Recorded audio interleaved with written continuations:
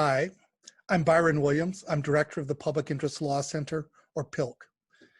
PILC is an office of dedicated legal professionals, and we work with the law to advance economic and social equality. Our clients are individuals or groups who want to make changes in the areas of environmental law, human rights, consumer rights, access to justice, and the revitalization and assertion of Indigenous legal orders. Our team has helped put together this webinar series because public engagement with legal processes is a cornerstone of democracy. The ongoing climate change crisis and our shared responsibility towards reconciliation makes this engagement particularly relevant in the area of environmental law. We've invited guest speakers to share their knowledge and to improve public understanding how each of us can do our little bit more to engage in the decision-making process that impacts us all. We're so grateful that you've joined this discussion, and we look forward to hearing your feedback. Thank you.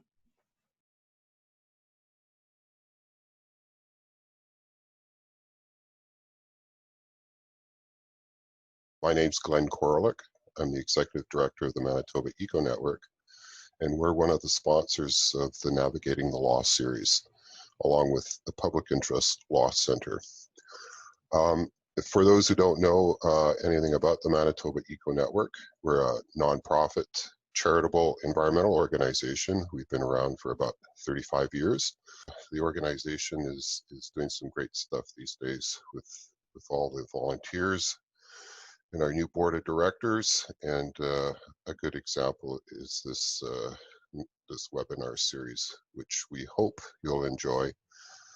If you have any feedback after the session, please provide it to us, and we're always looking to make improvements. Once again, thank you for attending, and I hope you have an enjoyable webinar, and we'll talk to you again. Good day. Welcome to the second installment of the Navigating the Law to Protect the Environment series. My name is Dr. Patricia Fitzpatrick, and I will be hosting today's events. I'm a professor in the Department of Geography and an instructor in the Masters of Development Practice Indigenous Focus program here at the University of Winnipeg. And we are also a co-organizer of this event here at UW. As we begin, it's important to acknowledge that while many of you will be viewing this series from across Turtle Island, we are presenting it from Treaty 1 territory. These are the lands of the Anishinaabe, the Cree, the Oji-Cree, the Dene, and the Dakota people, and we're in the heartland of the Métis Nation. We're grateful to be here. I would like to thank, on behalf of the co-hosts, the Manitoba Law Foundation, who's providing financial support for the series. We would also like to extend a thank you to National Captioning Canada, who are helping us provide closed captioning for these events. A big shout out to Evan from the University of Winnipeg's Technical Services. They're providing amazing technical support. And finally, behind the scenes, it's important to extend our deepest gratitude to Heather Fast and Max Griffin-Rill, who have steered us forward. And in fact, Max and I just took a jog to UW so we would have secure internet. So this webinar is titled Accessing Legislative Change. The topic could not be more timely here for Manitoba, given that the provincial government delivered its speech from the throne on Wednesday and will be introducing very important legislation with potentially significant impacts on environmental policy for years to come. We're thrilled to be able to host 3 fantastic guest speakers for our event. As someone who's been part of the environmental policy community for the last 25 years, I am a huge fan of each of these speakers, and so I know today's event will be quite delightful and we'll all learn a lot. Hugh Benavides has worked for many of Canada's leading environmental law, environmental and conservation organizations. From 2004 to 2006, Hugh led a campaign for the Canadian Environmental Law Association in relation to the federal SMART regulation program. In 2005 to 2006, he served on an advisory committee on regulating to Privacy Council. And since 2016, he has advised environmental groups and others on government and parliamentary relations, particularly related to Bills C-68, which involved fisheries at the federal level, and C-69, which ultimately turned into the Impact Assessment Act. So he's quite active in that during the final days of the 42nd Federal Parliament. Justina Laurie-Lean is from the Mining Association of Canada. She's the Vice President of Environmental and Regulatory Affairs. In that capacity, Justina works with MAC members in addressing and understanding the federal regulatory and legislative environment that Canada mining companies adhere to. She monitors emerging regulatory issues and participates in policy development for a wide range of federal acts and regulations. And I'm a big fan of Justina's work. I think that she has made a number of environmental policies stronger and better through thoughtful commentary. And Glenn Korolick is the Executive Director of the Manitoba Eco Network, and you saw him in one of the intro videos. Glenn has spent most of his working career in the nonprofit and charitable sector as a community organizer and coordinator on issues and projects such as housing, food sovereignty, community development, and environmental protection. So during today's webinar, we'll first hear from each of our speakers, one in turn. Then there'll be a period for each of them respond to discuss their presentations. You'll also have an opportunity to pose questions, which will be moderated by Heather Fast. So if you have questions throughout the presentations, please put them in the chat function below. So without further ado, please take it away, Hugh.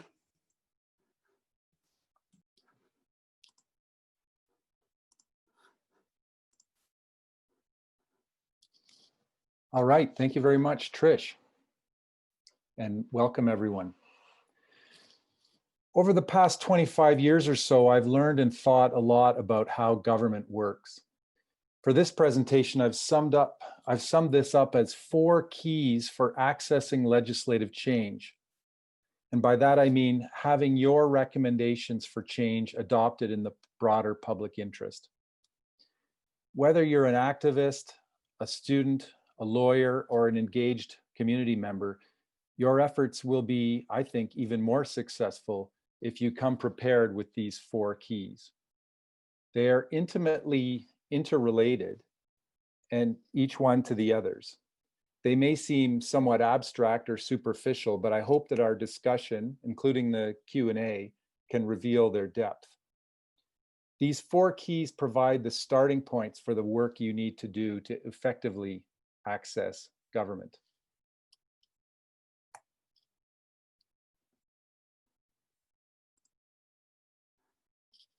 So, number 1, when dealing with legislation, you need to know lots about government, its processes, and its structures. The notion of government, and there are other terms like this, has many parts. There's more to it than a simple term. For example, we talk about the executive, the legislative, and the judicial branches. Government is not simply a monolith. It's made up of many complex, interrelated working parts. Perhaps counterintuitively, the most important branch for legislative change is not the legislature, but the executive. So let's break that down. Who is the executive? Essentially, it consists of public servants who advise the members of cabinet. Together, they're the executive. Cabinet, based on that advice and on other inputs, let's be clear, decides what to do, who will do it, and how. Public servants then execute what cabinet asks them to do. Your MLA, or member of parliament federally, is also important. that's back to the legislative branch, and whether they're a member of cabinet or a backbencher, whether they're a government member or an opposition member, even if they're the Speaker of the House, each of these roles can be helpful to you. But I contend that it's your access to public servants and to cabinet ministers, and particularly cabinet ministers' staff, even if you never meet the minister, starting long before there's a bill in the House. It's that access to the executive that will determine your success. Each encounter will come with different objectives and different expectations than the last encounter. With each one, you build your knowledge of government and the nature of the problem that you're trying to solve. With each encounter, you learn with whom and how you need to have your next encounter. Number 2, policy takes precedence over legislation. In other words, policy is made first and legislation follows. What are the implications of this? Well, by the time a bill has been tabled, the policy has already been set by the executive, as we said, and as a result, it may be harder by the time that bill has dropped to access legislative change. The challenge here is that while much of the legislature is theater, we read about what goes on there every day in the papers. We see it if we choose on the radio and hear it on the radio, see it on TV. Executive decision making, on the other hand, is largely secret and opaque. But that's precisely where the valuable information ultimately lies. So your work is often cut out for you. Number 3, each campaign and each situation is unique.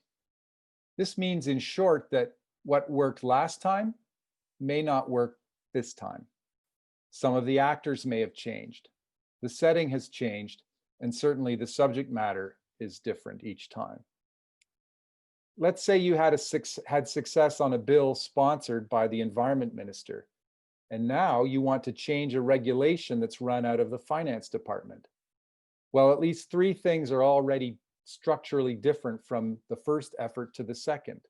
First, one is a bill. The other is a regulation, which, and this is the second thing, generally doesn't even pass through the legislature. The bill does, the regulation doesn't. And third, we're dealing with finance, not environment. So each of those differences has cascading effects. And finally, key number 4, understanding the relevant political economy is vitally important. Now, there are lots of different ways of defining political economy. A more academic way is thinking of it as the combination of state and market institutions in a society, how they interrelate, how they affect each other. Another, perhaps easier way of thinking of it for our purposes is as a power map. Understanding the political economy surrounding a bill like Bill 44, if that should be introduced in the new legislature, the new legislative session of the Manitoba, might require understanding better the interests of different actors. That could be your power map. So what does Manitoba Hydro stand to win or lose from Bill 44, or the different options? What do other ratepayers, whether big or small, northern or urban, stand to win or lose? How are Indigenous interests different than these other interests? And what does the government stand to win or lose? And coming back to square one, or key number 1, which parts of government? You need a power map just for government alone, but also one for showing who engages with and who influences government, and piecing together what their interests and motivations are. The depths you can probe using these 4 keys are simple at one level. With each of them, however, there's almost no limit to how deeply you can inquire. But don't be overwhelmed. With help from experts and your allies, sometimes from unexpected quarters, you can keep learning and discovering how to access the change that's aligned with your vision of the public interest. As I said, those 4 keys are pretty abstract and high level, but I look forward to exploring more of them during the next hour. Thanks.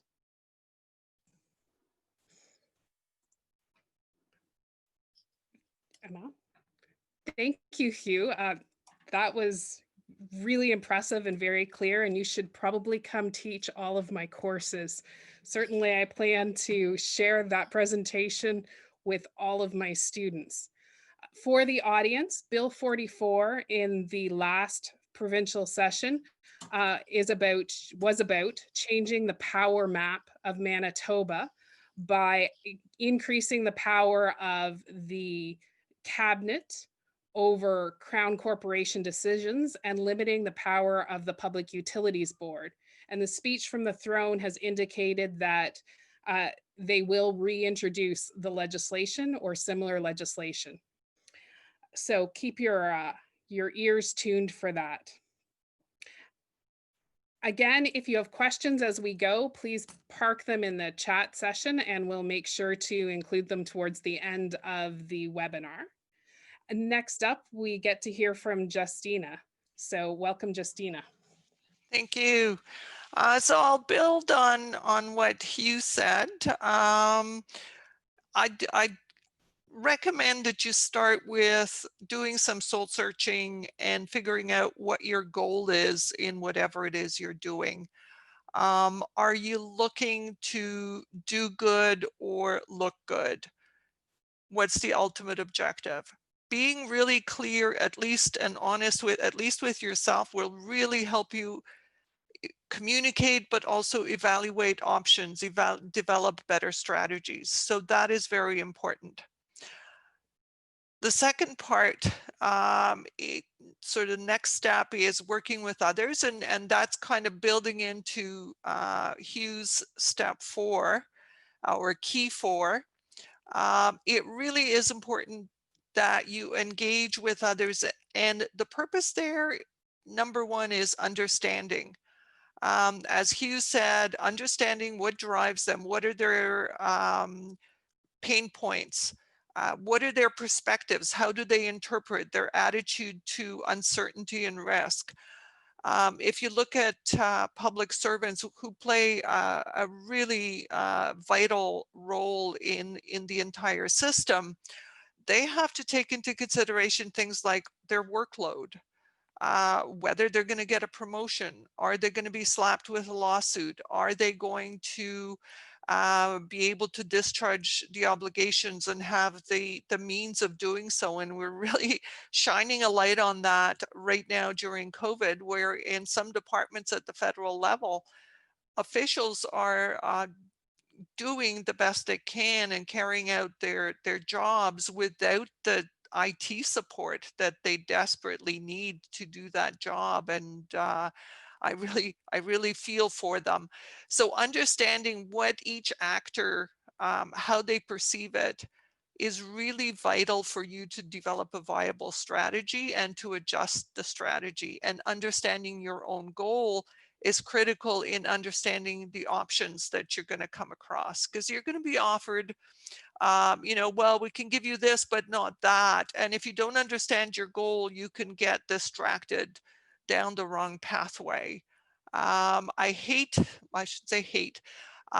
dislike the words compromise and consensus, because when you don't have good understanding of everybody's points of view, those become extremely brittle. You very easily get into the sort of King Solomon's cutting a baby in half. That is not a good compromise. It does not give you a healthy baby. So I'm not against watering your wine and doing the best you can in the circumstances, but do so consciously and with a full understanding of and respectfully towards the needs of others. And I want to emphasize, I guess, that as you develop your strategies, I would caution against seeing legislation, the sort of the legal instrument, as your ultimate instrument for achieving goals. It's only one leg of the stool. You have to have implementation. The federal legal system is full of legislation that is comatose or partly comatose, or not being implemented as intended for various reasons. You also need to look at feasibility. Some things that sound wonderful just aren't doable for real life constraints. And finally, making sure you affect norms. If people don't believe in what it is that you're attempting to do or the new system, they're simply not going to do it. We see that in COVID, in the degree to which different subgroups in society are complying or not complying with the instructions from public health. So that is really important, and that takes a long time. And that's why you need to keep your eye on your overall goal and keep at it. Thank you. Thank you, Justina. That's really great advice for particularly people who are having their first foray into participating in policy, to keep their eye on the goal and just keep going and going and take your successes where they come. So thank you for that. And next we have Glenn. Thanks, Trish. Yeah, so I wanted to provide a couple of unique situations that I've experienced in the last 25 years as a layperson and someone who's worked in the environmental sector with environmental organizations. And yeah, one situation was called Bill 40. It happened in 2004. Bill 40 was an act to amend the Planning Act. At that time, I was working as a community organizer for the Beyond Factory Farming Coalition. And we were a small national organization that supported community members in Canada that were confronted with factory farming. And for those who are in Manitoba, we had a booming hog industry last decade. The growth was substantial. You know, it more than doubled in a period of 10 years to about 9 million hogs produced a year. So there were hog barn operations and proposals all over the province. They were springing up on a weekly basis. You know, some community members were fed up with the impacts of these barns on the environment, on their health, and on their quality of life in general. So there were groups like Hogwatch Manitoba that were around at that time in our organization that helped organize community members. And there were some successes in some communities. Hog barn applications were rejected by local councils. So at around the fall time of 2003, the government of the day carried out a consultation on the Planning Act. You know, they wanted to modernize the act and make it more predictable with upfront planning. So we had that consultation period back then, and about a half a year later, Bill 40 was introduced as first reading to legislature, and that was in the spring of 2004. And many of us were taken back with many of the clauses to amend that act. Generally speaking, the clauses were designed to make it more difficult for a rural municipal government to reject a hog barn operation proposal. And the amendments also took away the power of local councils to impose stricter environmental conditions on approval of hog barns. So it was a sort of a deliberate grab of power from local decision makers and putting that decision making structure into the provincial realm. So what happened, and a lot of the community organized around this bill. It was rural people working alongside with city people. There's a tremendous amount of letter writing happening to the decision makers at legislature. There's radio ads, phone calls, etc. Good exposure in the media. And one of the biggest strategies that was taken at that time is that as many people as possible registered to the legislative committee that was deliberating on the bill. So the committee stage allows for public presentations when bills are passed through the Manitoba legislature. So all in all, about 175 people plus and groups registered at the committee level. So it was a tremendous effort. A lot of people were working with others, and Bill 40 never made it to the committee stage, and it eventually died on the order paper when the session ended. A bit of a victory. It was short-lived. That was a unique situation, and unfortunately, the community had their backs to the wall because it was a surprise as to the amendments that came out to first reading to the legislature. What I think was most effective in that particular case is that many of the people who registered to the committee stage were somewhat supporters of the government of the day. So that had a real strong impact of those in legislature. And these people were influential people who had the ears of government. So that, in my mind, was very key. Some say, and Hughes pointed this out, that by the time a bill gets to legislature, it's already too late. And I would agree with that. And, but I also support environmental organizations and lay people who are concerned to engage at that level, because it's really important. I've seen in the past bills have amendments, during the various stages of legislature, and some of these amendments make the bill stronger. And then once in a blue moon, a bill will be withdrawn. So that was one example I've experienced of the legislative process. Another one is sort of the opposite. It's not an act. It took place in the early 90s. At that time, I was the executive director of the Recycling Council of Manitoba.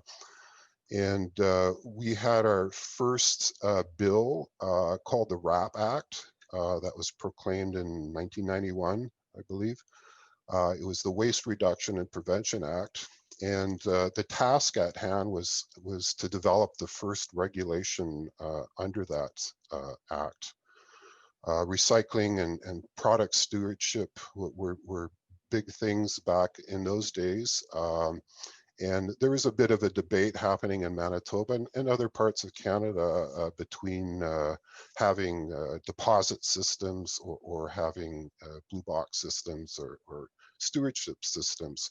So Manitoba went with developing a stewardship regulation. The regulation is what was called the multi-material stewardship regulation. And it was a unique process, and it kind of stuck in my mind. I was there as one of the stakeholders.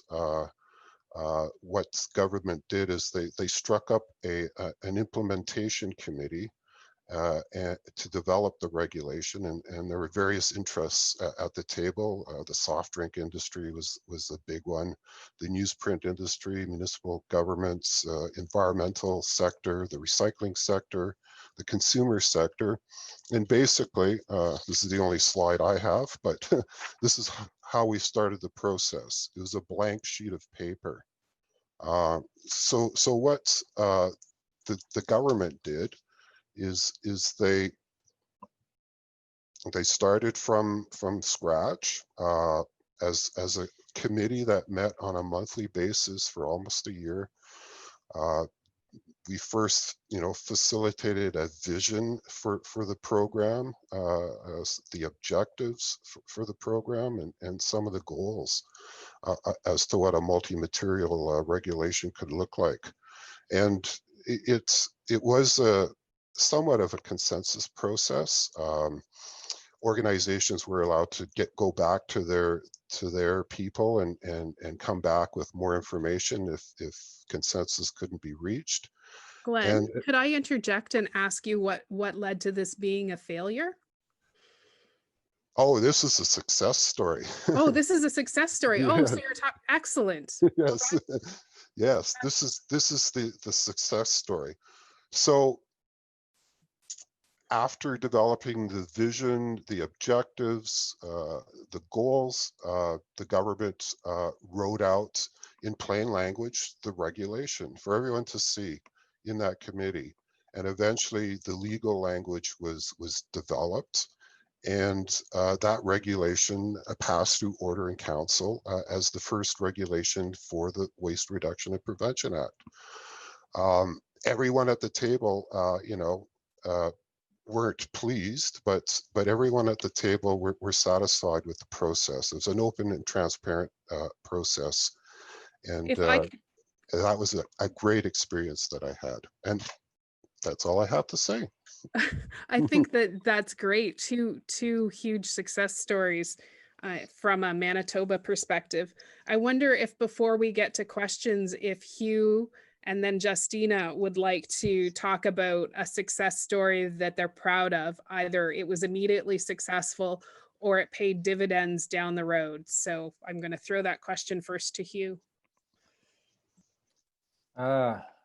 Success stories. Maybe I'm just Eeyore, but I tend to measure successes I've learned to measure them in small increments. But perhaps better just to respond quickly to a couple of Glenn's things. Yes, it's better to be early, but we have to intervene when we can. It's an ideal to be involved early, but sometimes you don't know that there's an issue until later.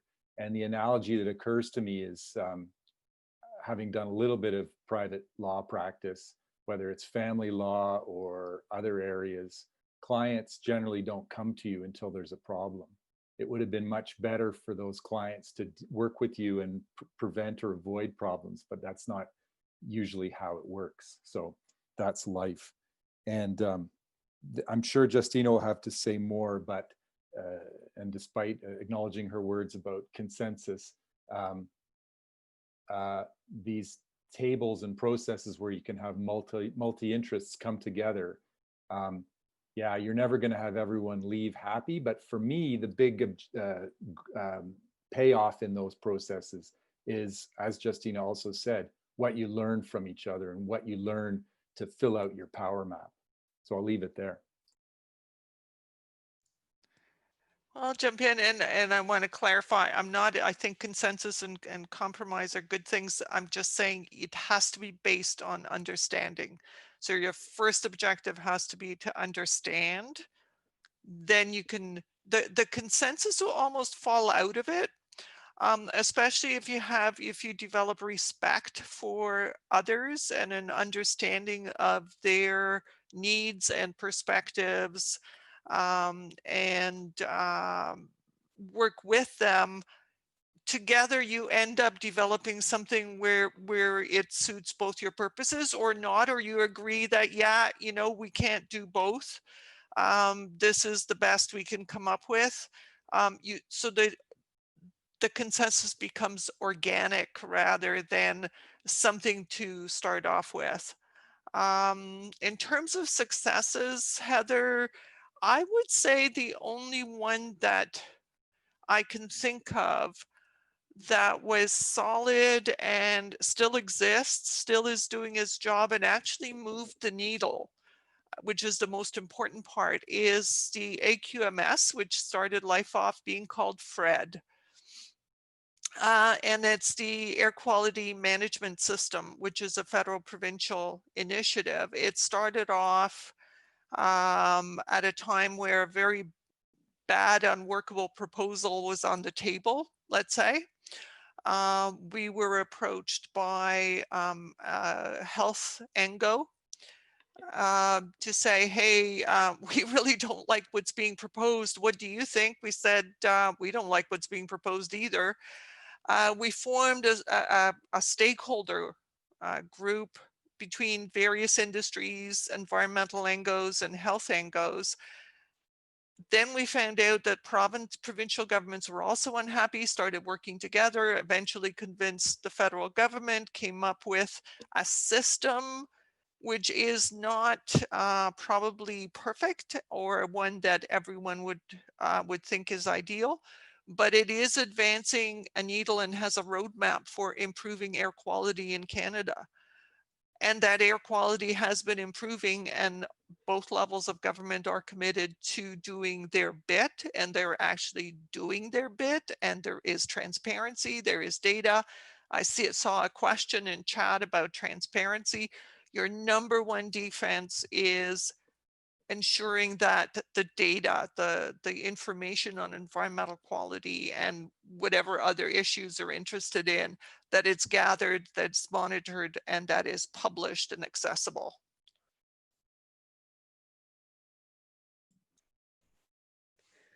That is very good advice from all the panelists. And I'm hearing a couple of things. One is not sure anyone used the word relationships, but it sounds like working through policy and legislation, you build relationships with people across tables and who might be coming from different perspectives, but by working together, you can see different views. Would that be a fair and accurate assessment? Glenn?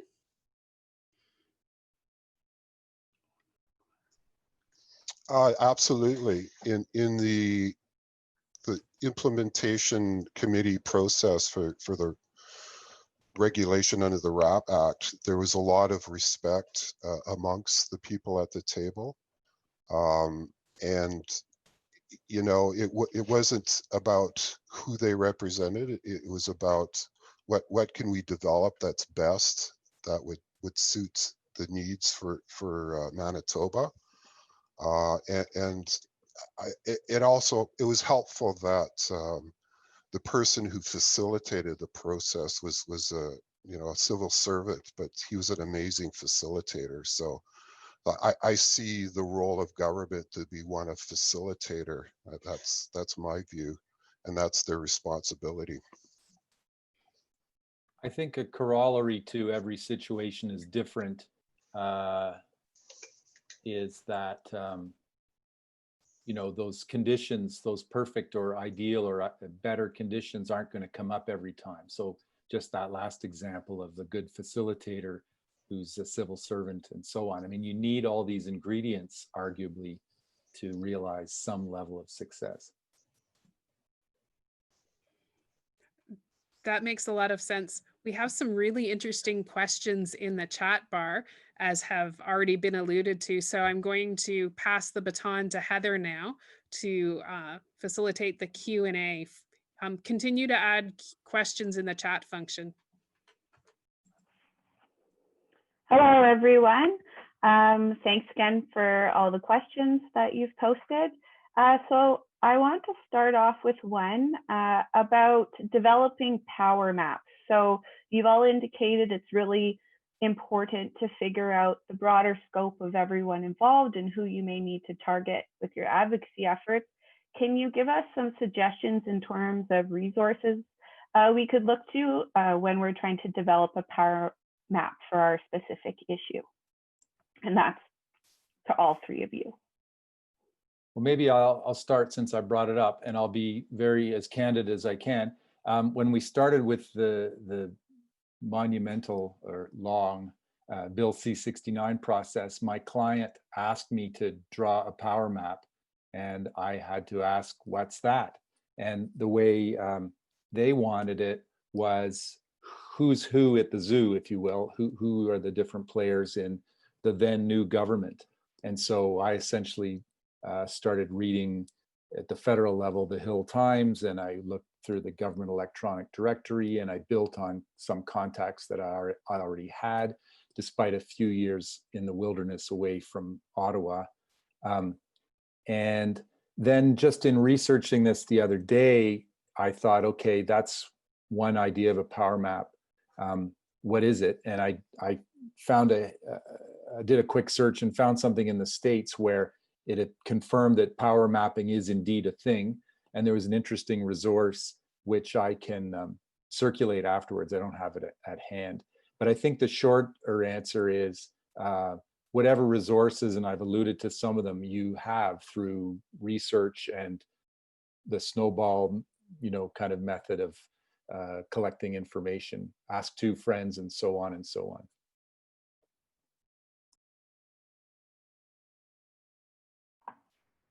Thanks, Hugh. Justina or Glenn, do you have anything to add to that?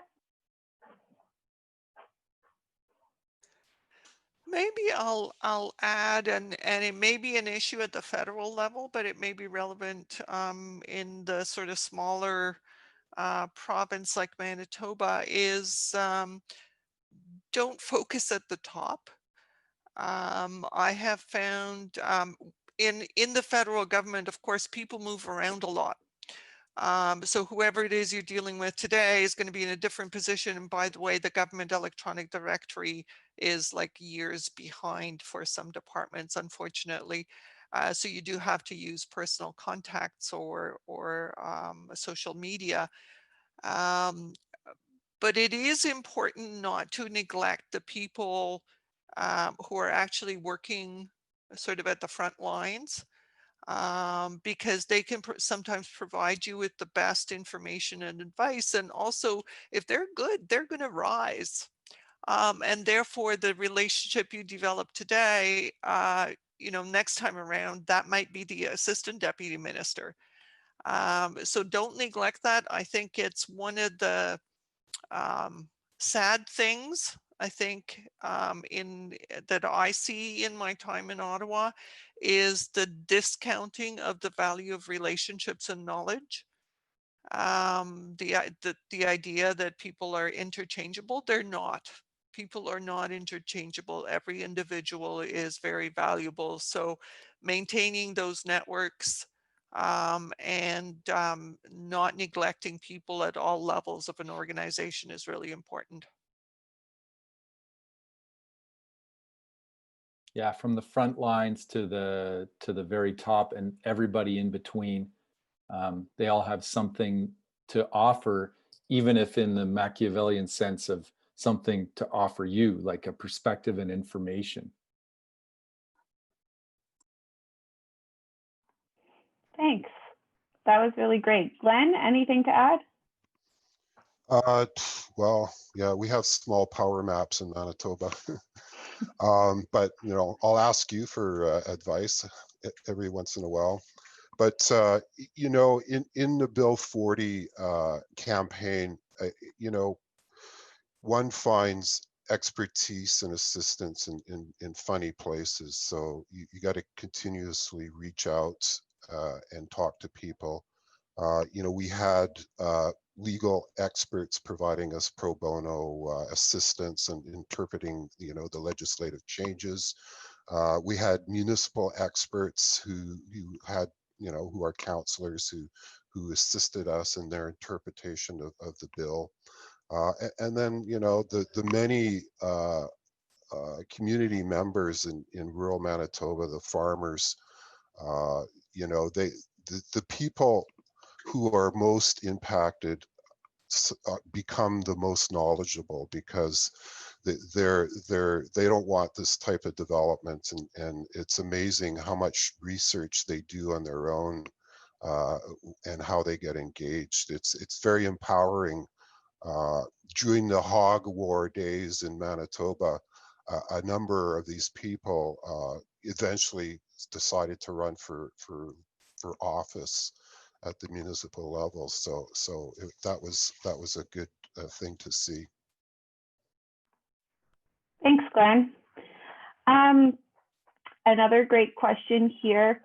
Do you have any suggestions for pursuing legislative change when supportive policy seems to exist, but there's also resistance at maybe the political and bureaucratic levels. So the example given was the roadblocks that are being faced with implementing a 30-kilometer-an-hour speed limit in Winnipeg.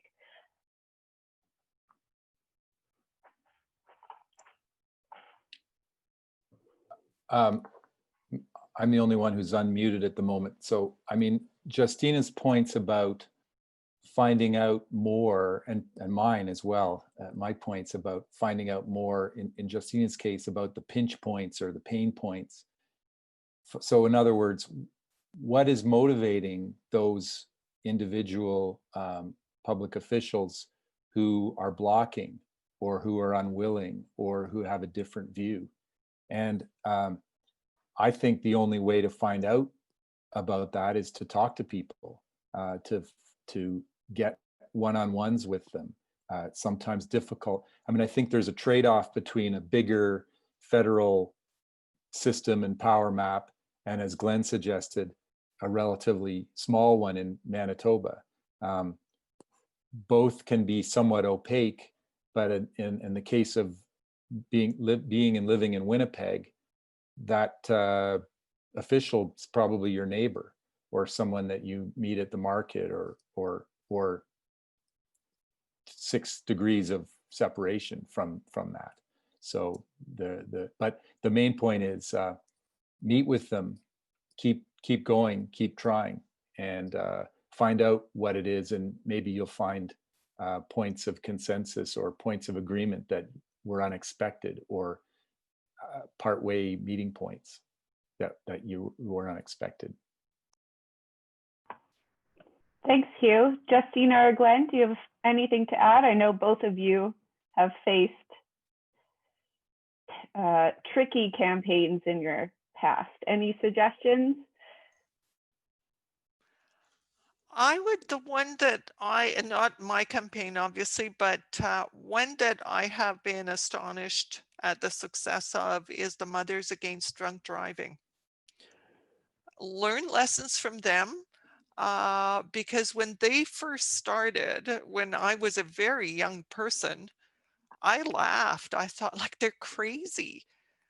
There's no way this is ever going to happen. At that time, you know, my parents and their cohort, they would boast about how drunk they were and how fast and how far they drove while very drunk. That was a point of pride. You weren't a man unless you could do that. And somehow today, I can't imagine anyone boasting about that. We actually do have really reduced driving under the influence, and we're seeing that in the statistics where road deaths have now dropped and are no longer sort of the #1 accidental death cause. And they did it sort of through relentlessly pursuing a number of approaches, including convincing people, ensuring enforcement was increased, blood alcohol limits were lowered, encouraging changes by parents and their attitude towards the kid that calls up for a lift. So they had a very a specific focused goal, and then deployed over a long time a whole bunch of tools until they actually changed society. Thanks, Justina. That was a really great example. Glenn, did you want to add something? Just briefly, you know, access to decision makers, you know, at the political and bureaucratic level can be challenging. You know, you could find an organization or a group that has clout and has those contacts, or find someone who knows someone who knows someone. I mean, you just got to keep trying, basically, and try to get the in for that meeting to find out more. Thanks, Glenn. So it's looking like we have time left for 1 or 2 questions. A good one would be, so Hugh and Justina, are there any policy or legislative changes at the federal level that you think Manitobans should be aware of?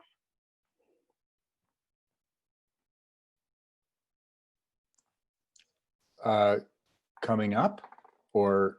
Yeah, it was just a general kind of question. Well, from the environmental and related or areas that I'm interested in, let's say that, there are 1 or 2 or 3 or 4 that have caught my eye and that will require bills in this session of Parliament. I think the single-use plastics ban, or more likely regulation, is going to be very interesting. I'm going to take great interest in that. The modernization of the Canadian Environmental Protection Act, which I think Justina and I both worked on extensively in the past. The net zero legislation, or what colleagues I've been sitting in with are calling ideally climate accountability legislation, as well as the net zero part. And also relatedly, a Just Transition Act, as we aim to change our some of our structures. And finally, the United Nations Declaration on the Rights of Indigenous Peoples implementation law, I think, are all important and will all have resonance throughout the country. Great, thank you. Justina?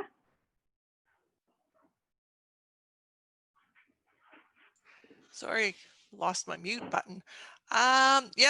Hugh enumerated them. I'm not, at this stage, I'm not sure at what rate they're going to come in, how well they're going to proceed, and how substantive they're going to be. So my, they're on my list, but I'm also, it might not happen. I mean, we are in the middle of a crisis right now. They also might happen, but not have a lot of meat in them. So the meat may come later. I think it's a little bit too early. And yeah, the country is, when you think about the number of people that are facing, or businesses that are facing going out of business, people unemployed, potential lockdowns again, I'm not sure at what speed things will proceed. So we're going to have to just wait and see. Thanks, Justina. That's really helpful. Okay, time for one last quick question. And so I was wondering if the 3 of you had any suggestions for people in terms of resources that they should be looking at to find information about the policy and legislative developments in their area. So if you have any favorite websites or places that you like to go to find that type of information, because as we all know, there's kind of an onslaught of information out there. So it would be helpful if you could point to any particularly helpful resources. I'll start on that. Yeah, I mean, locally, I would say come to our website, the Manitoba Eco Network. This project in partnership with Public Interest Law Center is the initial start of trying to build more of those resources. So we want to do more of these webinars, and we want to build the legal resources in this province to start doing other interventions. So that's what I'd have to say.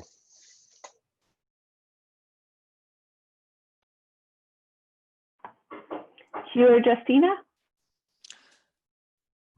Okay, I'll go first.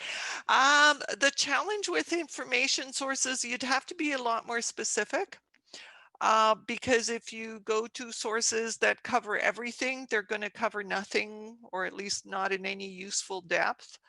But there are some of the agency and departmental websites do have really good information. It does require a bit of poking around. Probably much easier for the younger generation.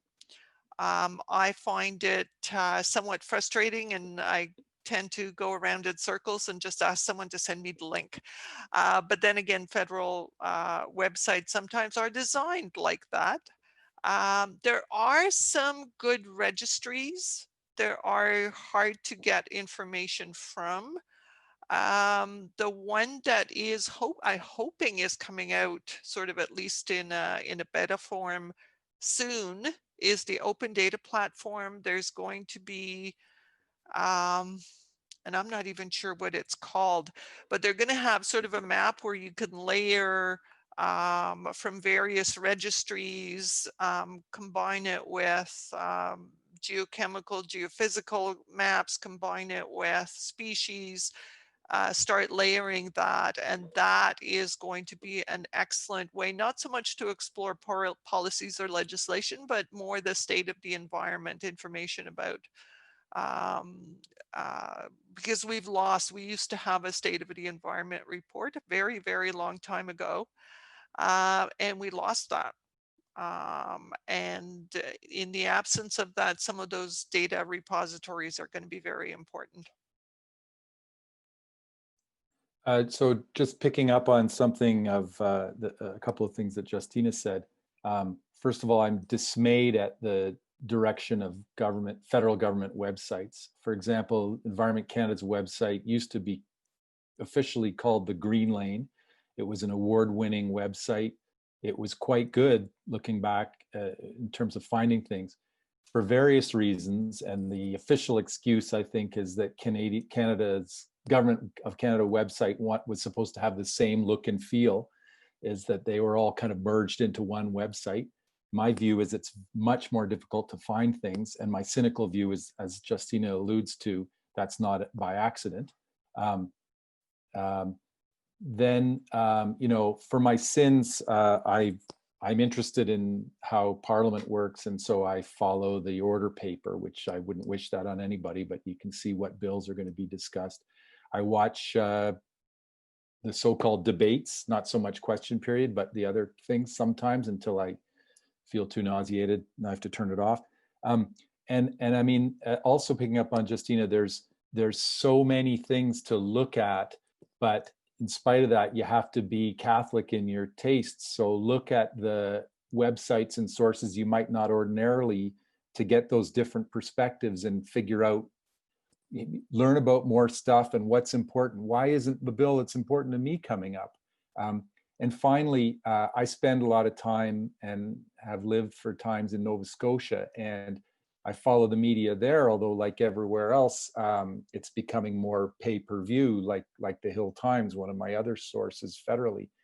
But alternative media, and there's a guy, Tim Bousquet, who runs a thing called the Halifax Examiner, which was the leader on COVID and on the inquiry and the unfortunate events this spring with the mass killing. He has always had consistently the leading stuff. So yeah, you got to be looking a lot, but lots of interesting resources out there. Well, I want to say a big thank you to Hugh and Justina and Glenn for your very thoughtful words today.